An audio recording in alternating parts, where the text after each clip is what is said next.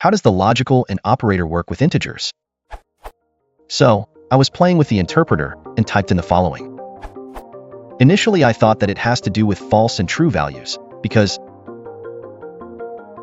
but that doesn't seem related, because false is always 0, and it seems from the trials above that it isn't the biggest value that is being outputted. I can't see the pattern here honestly, and couldn't find anything in the documentation. Honestly, I didn't really know how to effectively look for it.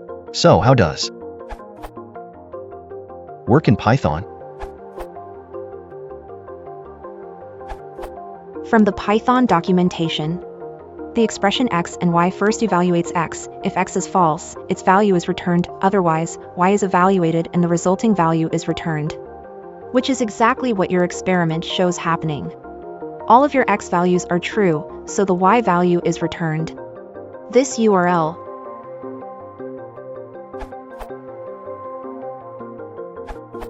It's for every item in Python. It's not dependent on the integer.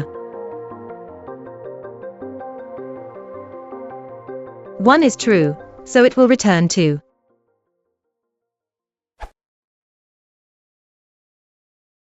Ihr werdet total diesen neuen Sekund